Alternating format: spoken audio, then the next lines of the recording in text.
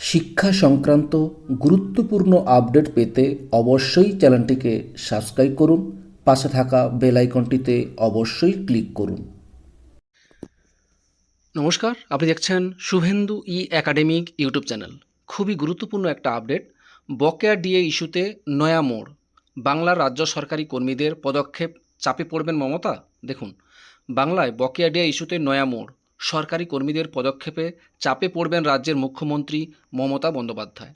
পশ্চিমবঙ্গ বিধানসভার বর্ষাকালীন অধিবেশনে ডিএ ইস্যু নিয়ে সরব হওয়ার আবেদন জানিয়েছে বিরোধী দলনেতা শুভেন্দু অধিকারীকে চিঠি লিখল সংগ্রামী যৌথ মঞ্চ। এবার সংগ্রামী যৌথ মঞ্চ সরাসরি এক রাজনৈতিক নেতা দ্বারস্থ হলো এই ইস্যুতে সরব হওয়ার আবেদন জানিয়েছে। শুভেন্দুকে লেখা চিঠিতে রাজ্যের সরকারি কর্মীরা যেসব দাবি জানিয়েছেন তা হলো বিধানসভায় যেন 40% বকেয়া ডিএ মেটানোর দাবি তোলা হয়।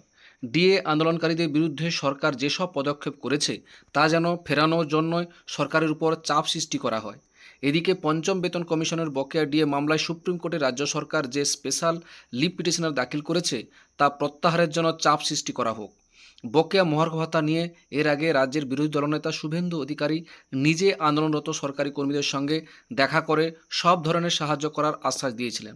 শুভেন্দু দাবি করেছিলেন অমিত শাহ নিজে নাকি ডিএ আন্দোলনের উপর নজর রাখছেন এবং সরকারি কর্মীদের প্রয়োজনে তাকে সব সময় এগিয়ে আসার নির্দেশ দিয়েছেন। প্রসঙ্গত উল্লেখ্য, এই মুহূর্তে রাজ্য সরকারি কর্মীদের ডিএ পাচ্ছেন 14%। অন্যদিকে কেন্দ্রীয় সরকারি কর্মীরা ডিএ পাচ্ছেন 50%। ফের কেন্দ্রীয় সরকারি কর্মীদের জন্য 4% ডিএ ঘোষণা করতে পারে কেন্দ্র। এই অবস্থায় কেন্দ্রীয় হারে ডিএর দাবিতে আন্দোলনে নেমেছে রাজ্য সরকারি কর্মীদের নানান সংগঠন। কর্মীদের একাংশ নেমেছে আইনি লড়াইতে।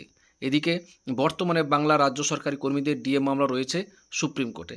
এই ছিল একটা আপডেট, আপনাদের সঙ্গে শেয়ার করলাম। ভিডিওটি দেখার জন্য অসংখ্য ধন্যবাদ।